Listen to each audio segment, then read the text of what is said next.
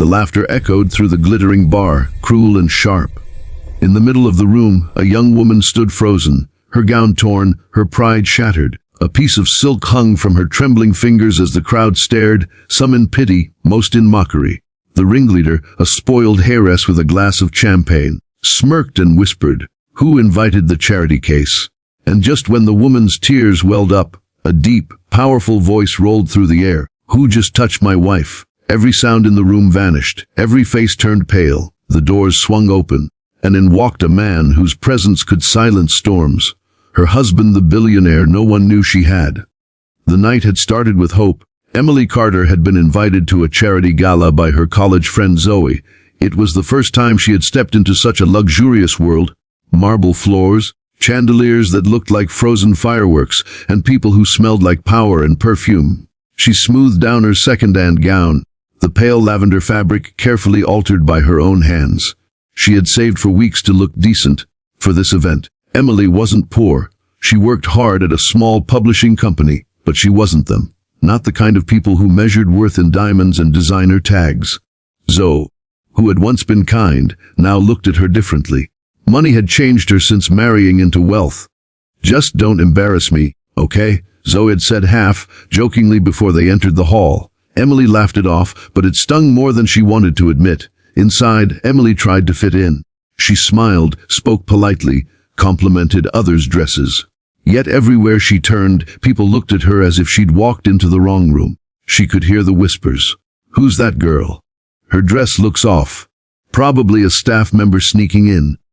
But Emily kept her head high. She reminded herself why she came to support the children's hospital the gala was funding.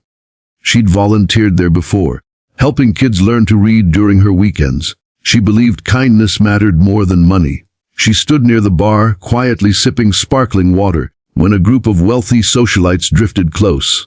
Among them was Olivia, a tall woman with flawless hair and a reputation for cruelty masked as charm. She was the kind of person who ruled social circles with one raised eyebrow. Olivia gave Emily a slow once-over. "Well," she said loudly enough for others to hear, "Zoo, you didn't tell us you brought someone from the budget section." Laughter. Shallow, biting laughter. Emily tried to stay calm. "I'm just here to support the cause," she said softly. "Oh, how noble," Olivia replied, swirling her champagne. "You must think this is one of those TV shows where kindness gets you the prince." Zoe chuckled nervously, but didn't defend her. That hurt most of all. Emily excused herself, stepping away to breathe, but Olivia wasn't done. She followed her group, trailing like shadows. "Wait," Olivia said mockingly. "We're just curious.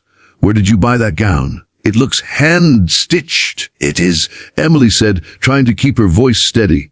"I made it myself." "Oh, darling," Olivia giggled. "That explains it." And then, before Emily could step back, Olivia reached out, pretending to fix the shoulder seam but yanked it instead.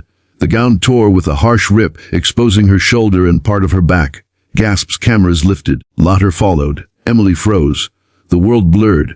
She clutched the torn fabric, her throat tightening. She wanted to run, to disappear, but her legs wouldn't move. In that moment, she felt every humiliation she'd ever endured. The rejection letters, the condescending bosses, the fake friends who smiled only when she was small. But then, a familiar scent, a familiar warmth. She heard the sound of polished shoes hitting the marble floor behind her.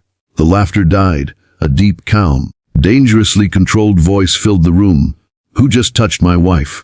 When Emily turned, her breath caught. Lucas Carter stood at the door.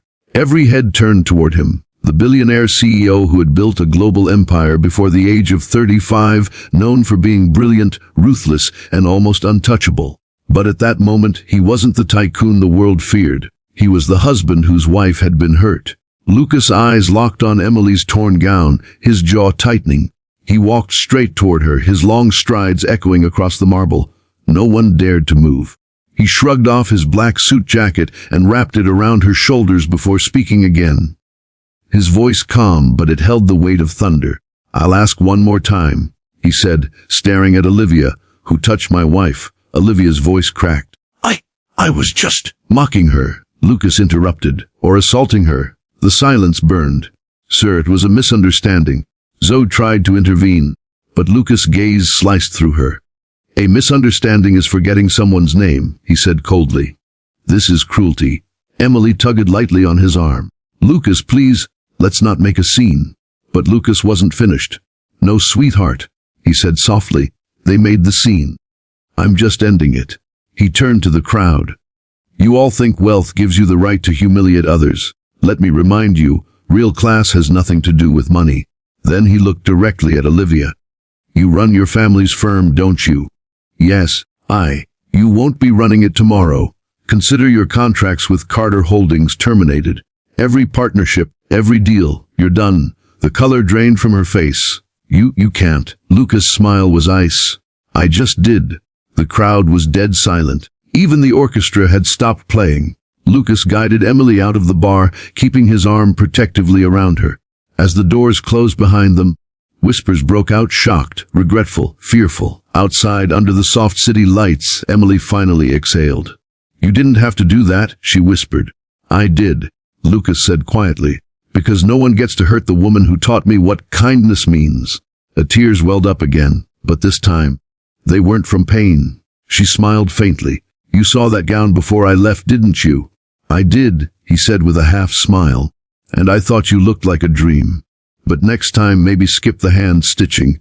I'll have a designer make you one. Emily shook her head, laughing softly through her tears. I don't need a designer, Lucas.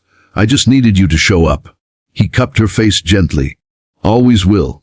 That night, Emily realized something powerful. The world often confuses wealth with worth. But real worth shines only when someone stands up for what's right. And inside that glittering world of false smiles and hollow laughter, one truth echoed louder than any music. Love, respect, and kindness will always be the rarest kind of luxury.